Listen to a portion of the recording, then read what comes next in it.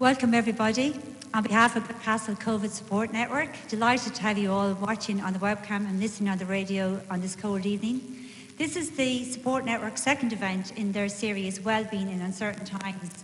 And the focus tonight is on youth and teenagers. And tonight we're delighted in association with Clarecastle GAA to welcome some of our local stars, Doireann Murphy and Cian Galvin, who are joining Eoin Brennan and Neville O'Halloran. And they're going to reflect back on the year they've had on and off the pitch, their academic years, the ups and downs, and I'm sure it'll be a very interesting discussion for everybody online. I'm going to hand over to Eoin now and sit back, enjoy, and hopefully everybody will enjoy the session. Thanks, Siobhan. And good evening, web cameras, wherever you are. Neville mentioned Anton Deck before this, and the distance of the camera and the echo in the place, it kind of seems like the start of I'm a Celebrity, Get Me Out of Here. But I can assure everybody that Neville and I are no Anton Deck. We probably look like we've eaten Anton Deck already today. But we do have celebrities. We have two local celebrities, two young athletes that have achieved a lot in a short space of time. And following on from James McMahon's excellent speech last week about health and well-being in difficult times, we're going to touch on the experiences of a player's perspective this evening, and that's why we have Doireann and Cian with us.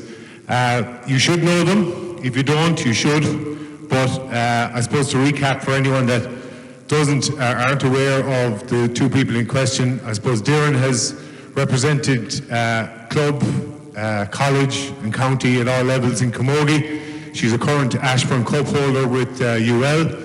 And she's also previously an All-Ireland and a world champion in handball.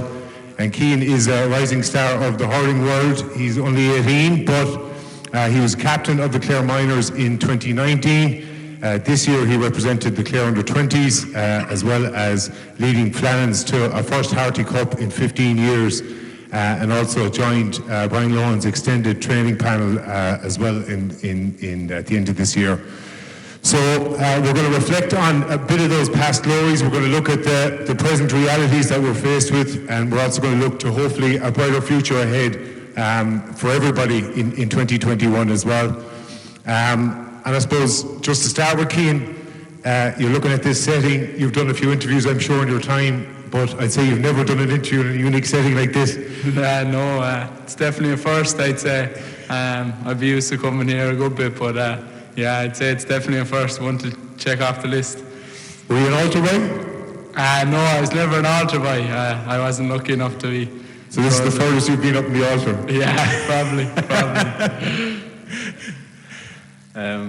I can tell you, I was an altar boy when I was growing up, and it's not a first. It's kind of a first here sitting down like this. So Cian, starting off the year, say with Clarecastle, then with Flannans and with Clare, I suppose at the start of January last year, you probably wouldn't have thought that the year would have panned out like the way it did. No, definitely not at all. Sure, everyone kind of had plans, whatever, be it with sport or school or whatever, and I was sitting my leaving cert, and it was kind of a hectic year, whether it was with the Flannans or club training or county training.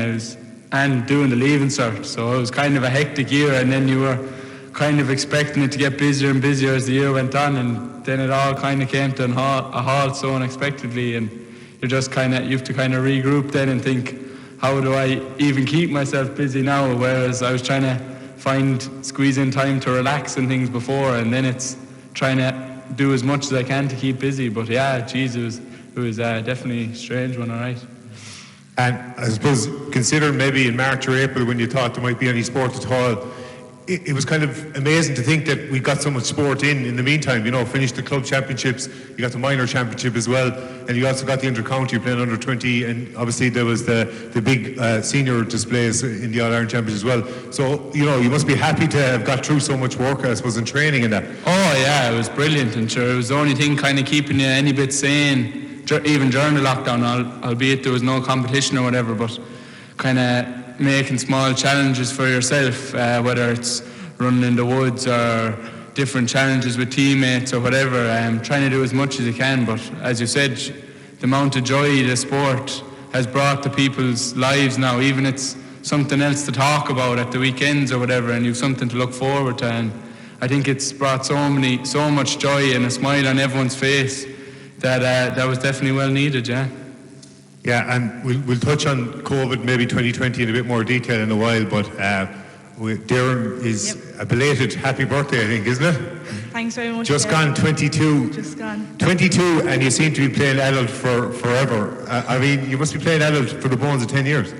Yeah, I suppose ladies football, when there's a team in the club, you could kind of play from any age. So I started off playing ladies football at a very young age, which would have been 12 or 13 maybe.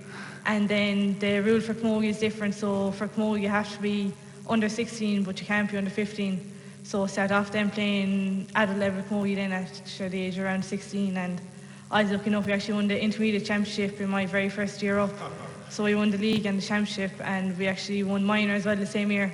So I started off very brightly, but hopefully we'll reach high expectations again now next year maybe. Yeah, so between them all, like you've ladies football, you've the Camogie, soccer, handball. How did you manage with all of them this year? This year, I suppose, so last year we just managed to set up the ladies soccer team again, which was actually a great asset to the community. It was something different for the girls to do, and kind of brought everyone together in Camogie is kind of looked at more seriously, I find. But the ladies soccer, then everyone turned up and was looking forward to playing a match, and if you lost you weren't as annoyed as you would be if you lost Camogie. So then last few years as well, unfortunately we haven't had the numbers for ladies football, so it's kind of the focus has really been on Camogie, which is tough, but it's acceptable at the same time, just because a lot of girls have part-time jobs and it's very hard to fit in everything and you have to work. So it's just kind of been Camogie, the soccer then last year, and then the handball as well. Trying to keep them all going is tough, but it's better to be busy anyway than sitting down at home doing nothing, I find. So Cian, you heard Doireann there, she started playing adult at 12, she played in adult county final at 13, she played in the senior or intermediate Camogie at 15, she was on the county junior panel at 16, and she made her senior debut at 17. Yeah. Can you imagine lining out for Clarecastle senior hurlers when you were 15? No, definitely not. Yeah, it's I suppose it's a credit to her and all the kind of women around Clare and around the country who probably don't get the recognition they deserve, especially, you know, like women put in just as much effort, if not more, than the men's team as well. So I suppose it is a huge achievement, and you have to acknowledge it. Whatever kind of sports you're into, it's a huge achievement, definitely, yeah. And Doireann, I mean, you throw in the handball as well, you know, national titles, world titles at a very, very young age as well. I mean, it was probably a whirlwind couple of years, you know, you probably dragged between 10 or 11 different teams or whatever. Do you think it's important for young players to try a lot of different sports and see what they're good at? Definitely, yeah, I definitely recommend trying everything, and then it's easier when you're younger, I suppose. It was easier for me when I was at home in school. I could go up to the handball alley in the evening time and then go training, and then it's when you grow up and you're busier then with your college and stuff and not living at home, that's when the time becomes an issue, I suppose. But definitely try everything and see what you like the most and then focus. But I definitely recommend to anyone, when you go to secondary school, join the Camogie, the ladies football, any sort of club you might be interested in.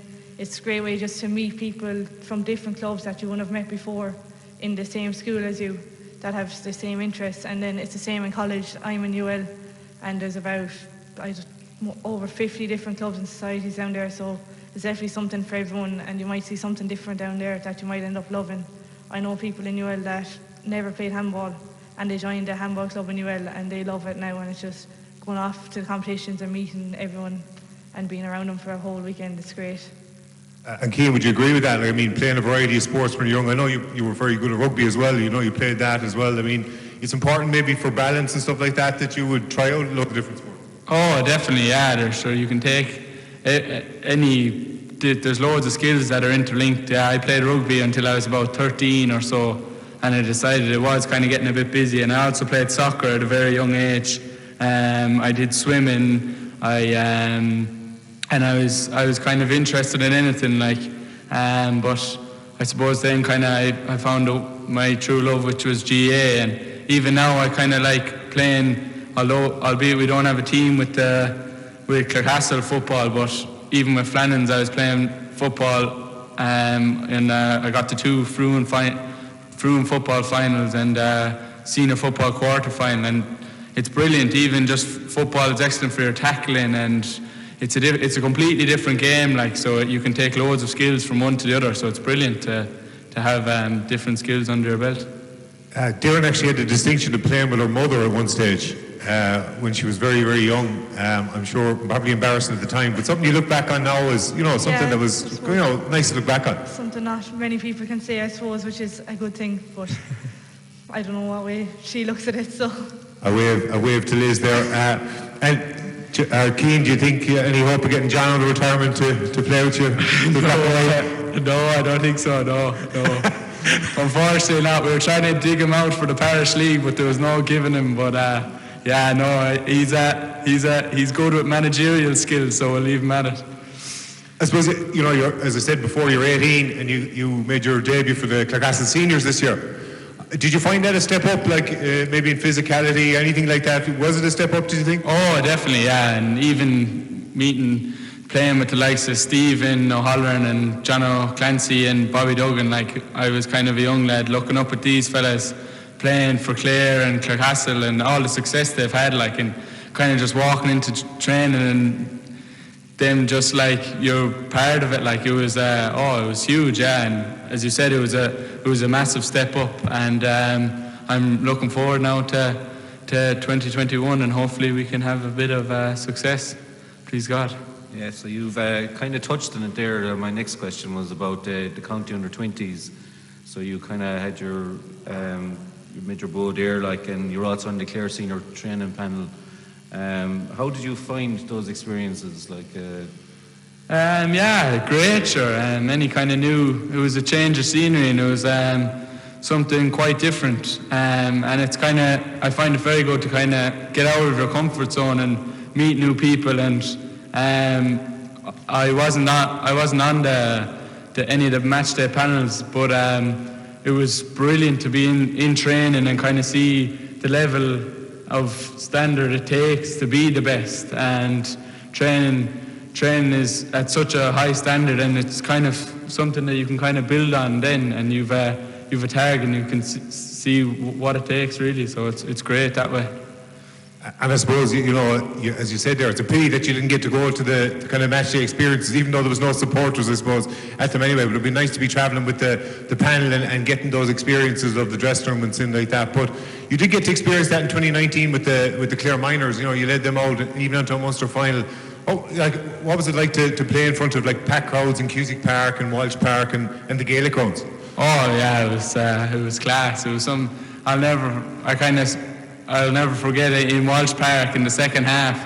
It's a small enough stadium, and in the second half when we were kind of getting on top, and you could just hear the Clare crowd getting behind you, and it would actually give you goosebumps, like, and it's something I'll never forget. Like, you get such a buzz, like, and that, I suppose that's what everyone kind of, Doireann can relate to it as well, like, everyone in the GAA community, that's what kind of they're aiming for, like, and as many times as you can get that buzz is a bonus.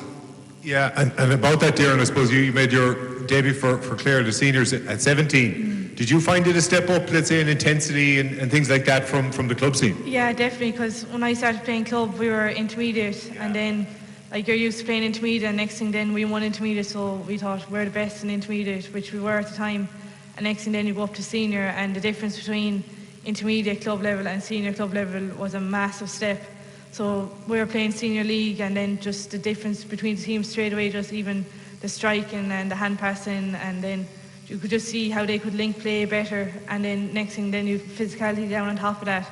So it was really on the back step, so it's a very big step up for clubs straight away. And then county then is another step up again after that, because I suppose club you're playing 15 on 15 and you've 15 girls, and then county teams then is the best of the club teams all put together, so you've at the time, I suppose, the strongest 15 players in the county starting. So just the physicality levels and everything is massive. And you can see some girls then are just physically stronger than others, which helps as well. It's huge to step up, definitely, like Cian was saying. it's all going towards strength and conditioning and everything these days. So that's the way it is.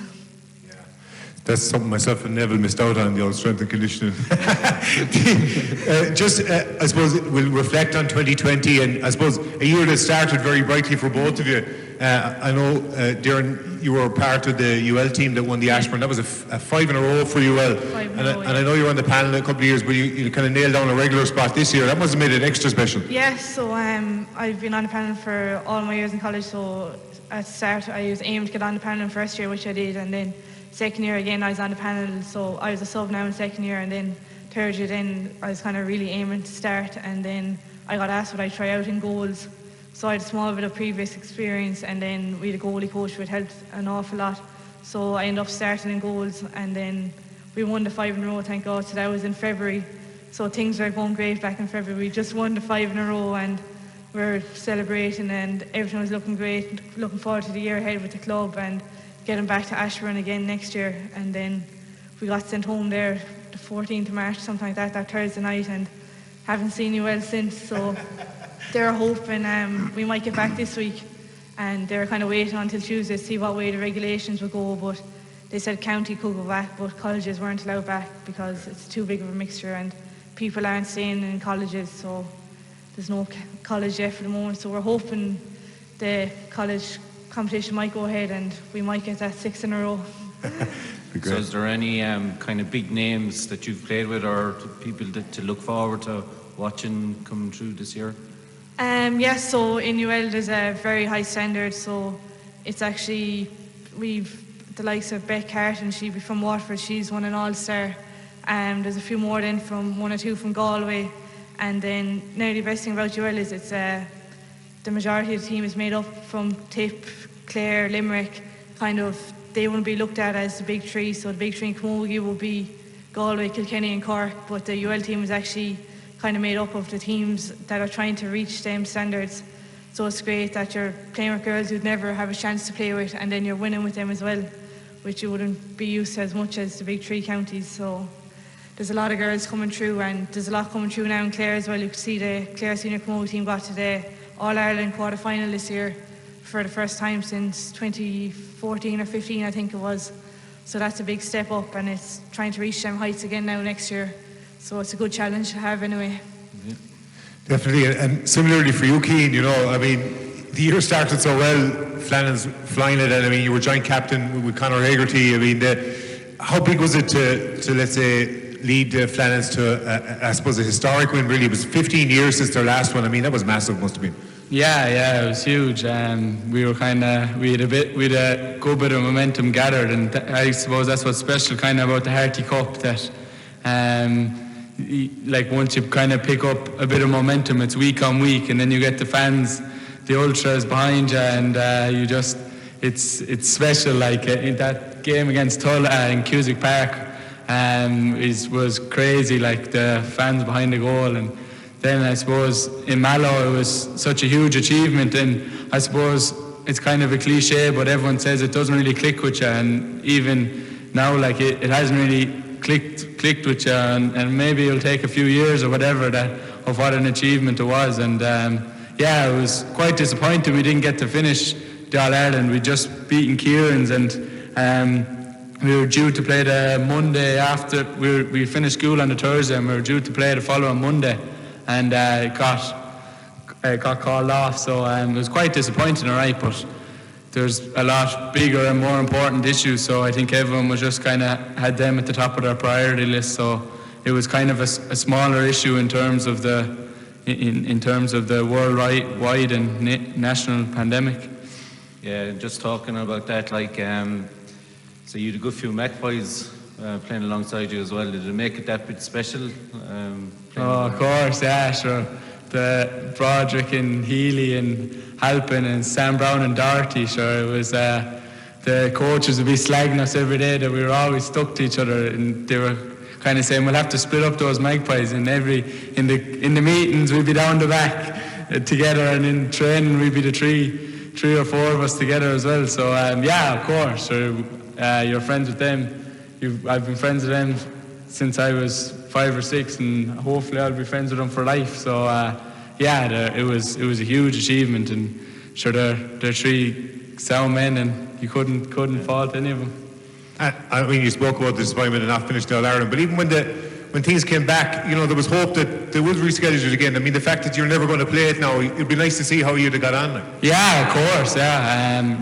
That's what we were kind of all hoping during the summer, and how it would have panned out. And of course, it would have been special, but it's just the way it turned out. And I'll never forget kind of talking to my doctor during the height of it. I think it was about April or whatever, and he said I was kind of talking to him about the virus and the campaign I was starting, and he said to me, he said, in the All-Ireland, it's unfortunate, we spent about 5 minutes talking about the Harty Cup, like, and their national pandemic. I'm sure he's up the walls with patients coming in and out, and he's still, I suppose that's kind of the beauty of it as well, that he's like, it brought so much joy, and that's why I kind of find that everyone found it so tough that you kind of nothing to watch during the week and at the weekends.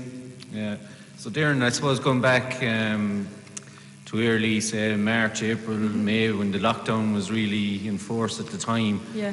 and you were such a busy person, how did you manage to kind of lock down?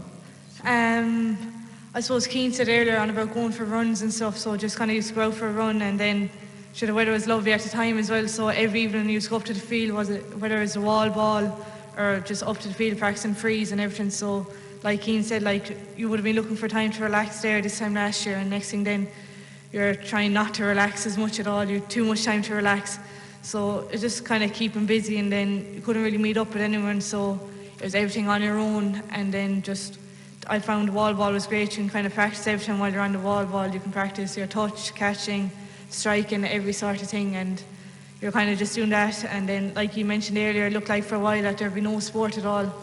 So you're kind of just doing it more so to keep yourself busy, and then in the back of your mind, I suppose you're hoping that hopefully at some stage you might get back. And next thing then, I think was it August maybe, they said we could go back training in small pods. So just one of the evenings we went up to the field with the intermediate team, and we were given a running plan, and we could go at that and then in groups of 5, and we would never be happy to do running training, but we were delighted to do running training in August just to get back doing something. And then it all kind of came back from there, thank God. So it worked out well in the end, so it was great.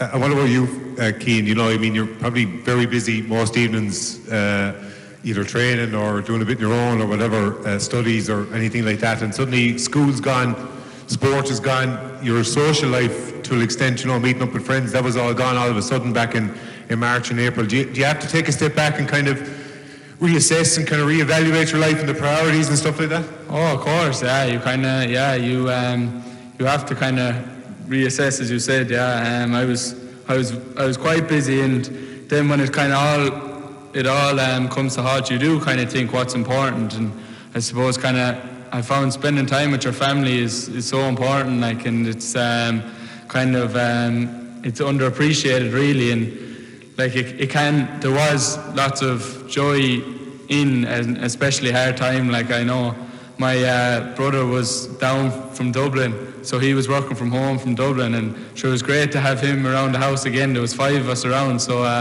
it was great, and we were gardening or doing anything apart from studying for the Leaving Cert really. But it was great. Sure, as you said, you kind of do realise the important things in life really. Yeah. And you know, you speak about the Leaving Cert, and there was a lot of uncertainty about the Leaving Cert itself. Will it go ahead? Won't it go ahead? But I suppose you have to keep studying regardless because you weren't sure. But I mean, you had sport to fall back on. Maybe there were some of your friends that didn't have sport to fall back on. I'm sure it caused a lot of anxiety. You know, did you find out with any of your friends that it was a kind of an anxious time for people? There was a lot of uncertainty about the virus as well, obviously. Oh, definitely, yeah. And as you said, I was extremely lucky to have sport and kind of something to keep me somewhat busy and different, as I was saying, different challenges with teammates or whatever. And it was extremely hard, even for me with sport, and for other people, it was challenging in a completely different way that nobody was used to. So I kind of found that you just had to get up early in the morning, have a shower and get dressed and just try and stick to a bit of routine. And of course, not every morning you'd find it tougher to do that because you'd be thinking kind of, oh, what's the point? Like, will we even have a Leaving Cert? But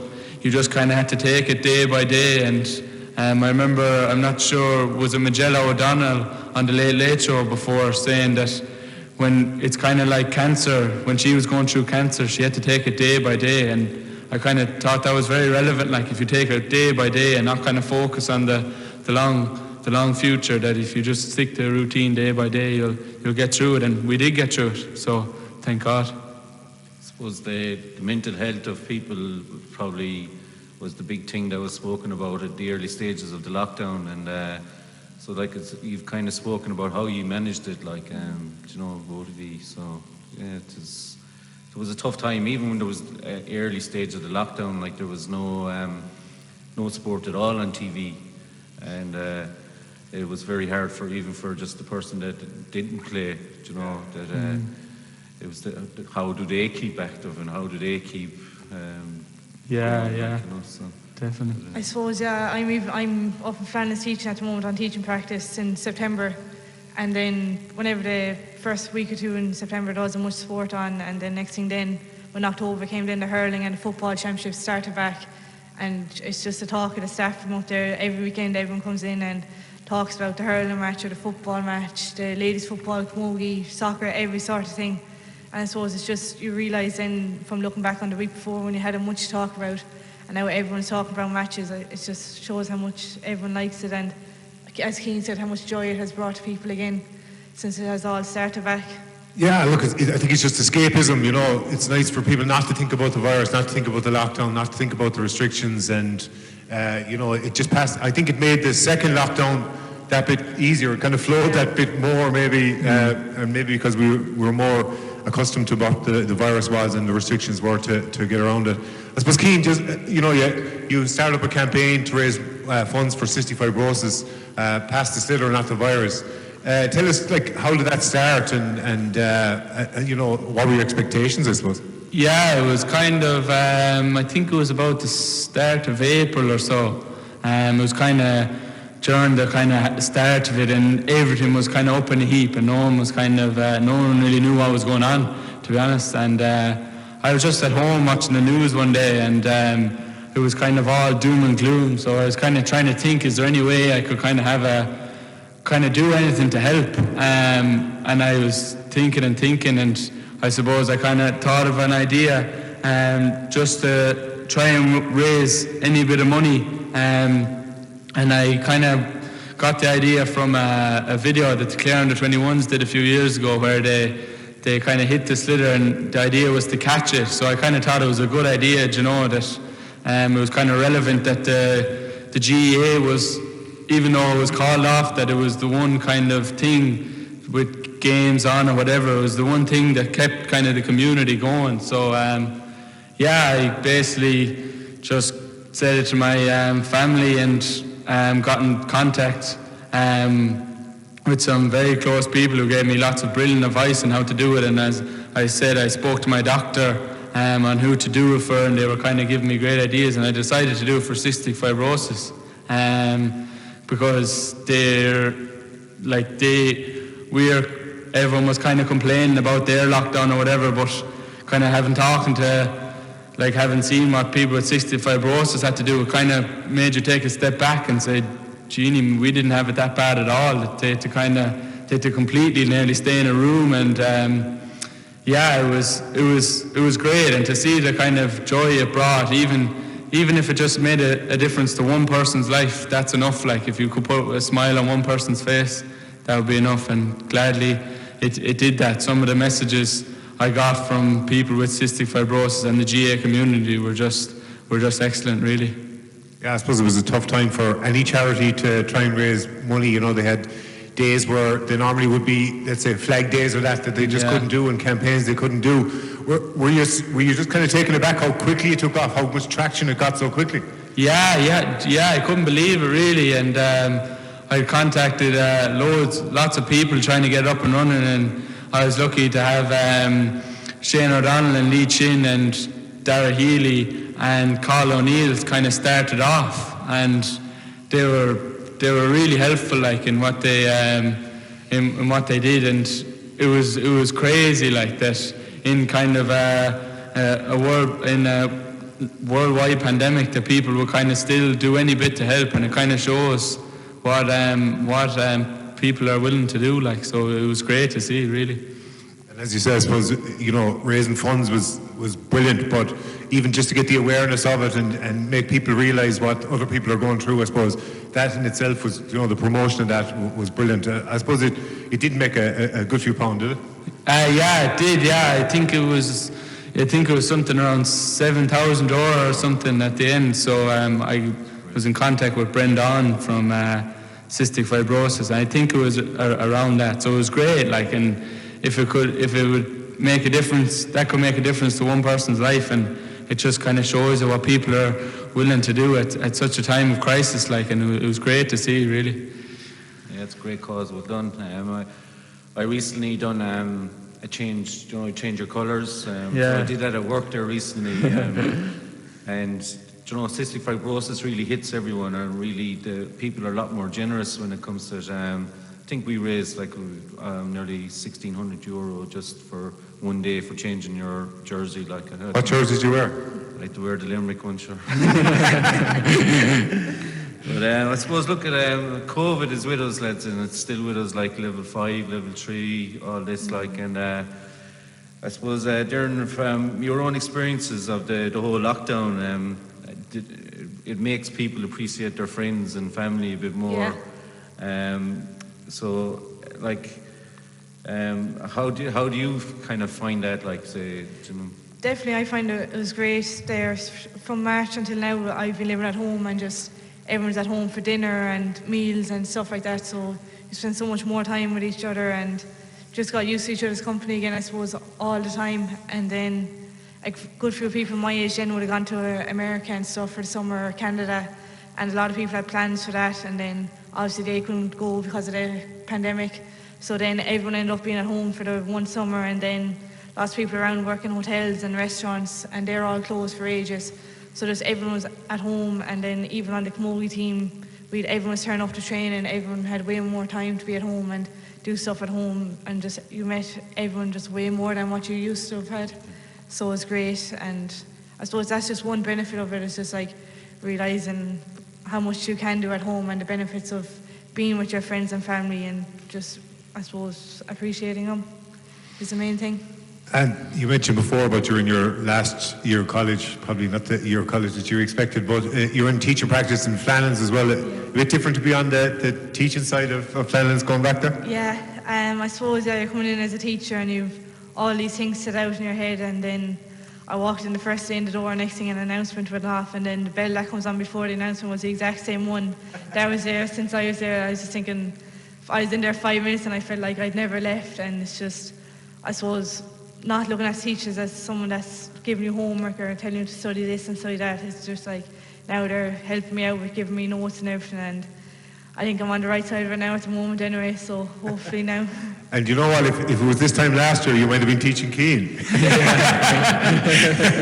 God, I wasn't. Cian, you're now in UL as well. Again, it's probably a lot different experience that you would have had in a normal year. I mean, have you got a chance to go in there? Are you in, or what's going on? No, I was in for 3 hours this semester. There was we kind of had, originally it was meant to be 2 weeks at home and 1 week in college for practical, but with the rise in numbers, they just decided that I had only one lab every 3 weeks, and that's finished now. So it was just 3 hours, but in fairness to all the lecturers and everything, they're great. Like, they're kind of feeling sorry for us or whatever, but like, it's just as hard for them as well, and they're doing everything they can to try and make it any bit interesting with different kind of breakout rooms. And as you said, it's probably not ideal, but you just kind of have to move on, and hopefully just hope that we'll be in there someday and meeting everyone. You'll just cherish it that bit more when you're in there. And what are you studying, Cian? I'm actually studying woodwork teaching in UL, yeah. Right, so it's everyone's kind of be saying, how can you do that at home? But there's actually no woodwork for first semester, so it's all drawn. Yeah. I'm hoping next semester I'll maybe get in for a bit more than I did. Do you know what? It's something like maybe we should. I'm in UL as well. Right? But I find it with no interaction with anyone. It's all online what I'm doing at the moment, and say my first semester is nearly done now, but yeah, it's continuous. Like it's actually a lot more time than actually going into the definitely.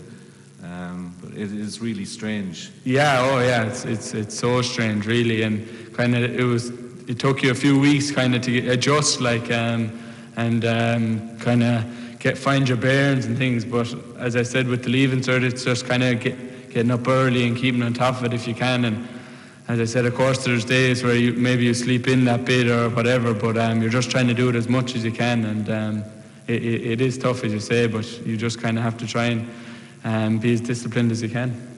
So all the neighbours up in Ballybeg, they have all got new suites of furniture now since the lockdown.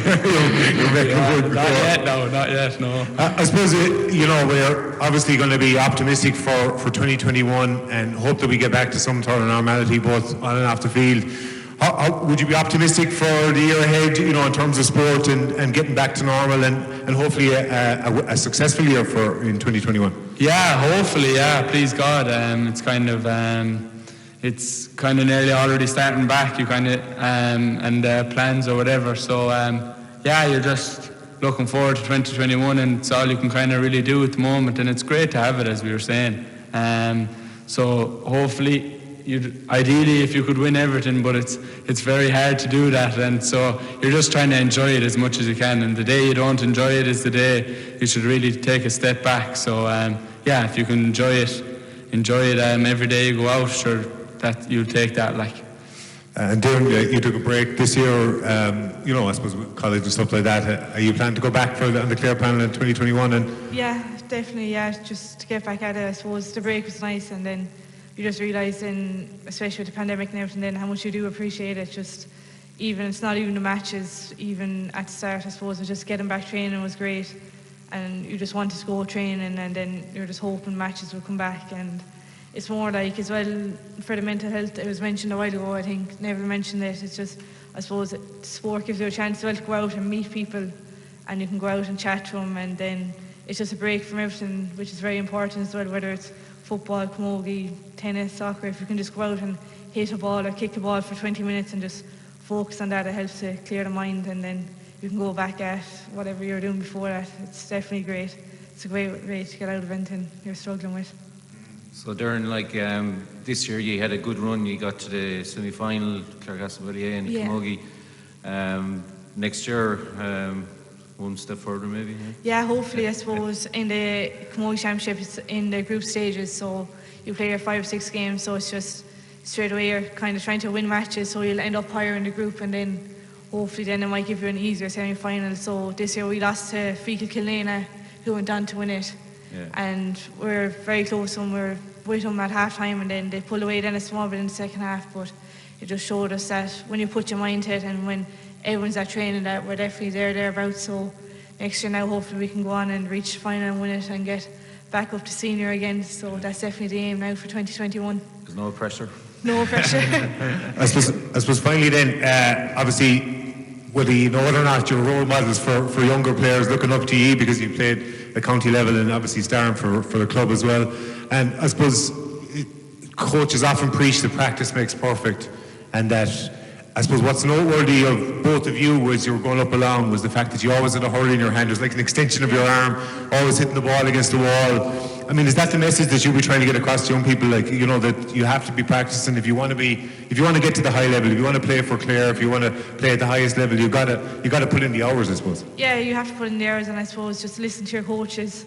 They're the ones that go up to the field with you in the evening 2 or 3 times a week, and they show you what to do and what skills to practice. So just always take on board whatever they tell you to do. And I think the wall is a great job. As I said, you can practice catching, striking, your touch. You can strike on the run, off both sides. You can do everything on a wall, and one with no windows. And you can take your frustrations out of it as well. Yeah. Hit the ball as hard as you can off the wall. Definitely. And Cian, for yourself, if you were to give a tip to maybe a young player that's eager to play for let's say Clarecastle or Clare in the future, what kind of advice, that maybe something that you were advised up along that you've stayed with you?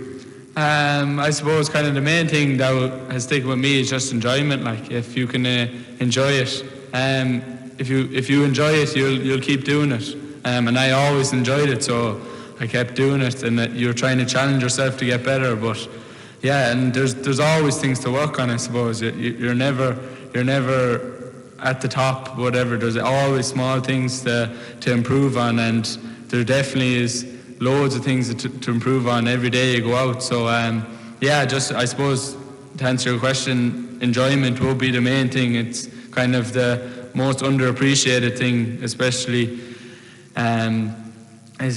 now with the pandemic and stuff. So just enjoy it as much as you can, and after that, the rest will take care of itself.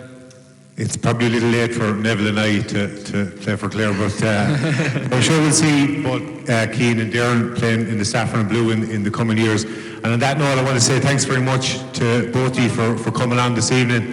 I suppose, and thanks very much to the Clarecastle Covid Support Network as well for the invitation and the opportunity to speak tonight. And I suppose we touched on a few aspects of maybe mental health and that for those that are young and maybe they're not so young as well, that I suppose the message really is that it's okay not to be okay. And so it's kind of part of life to feel anxious at times, to feel alone at times, to feel confused. And I suppose the support networks out there, if people want to get in touch, and for young people in particular, I suppose the likes of Childline and Tusla and spunout.ie and youth.ie and things like that, and the Samaritans as well. And I suppose there's a confidential, I suppose, non-judicial helpline available if you need to, with the Clarecastle COVID helpline, which is 085 801 3112. So I suppose thanks again, and stay safe everybody, and hopefully we'll talk to you soon. Thanks a million. Just want to briefly thank Doireann and Cian and Neville and Eoin for coming down here tonight on a cold evening. It was a brilliant conversation, really, really enjoyable, and I'm sure everybody online really enjoyed it as well. I just want to give a quick shout out to the under 16 camogie players who actually reached the final and have yet to play it. We just got word there a few weeks ago that they're going to be allowed to play their final, and it's against Killanena.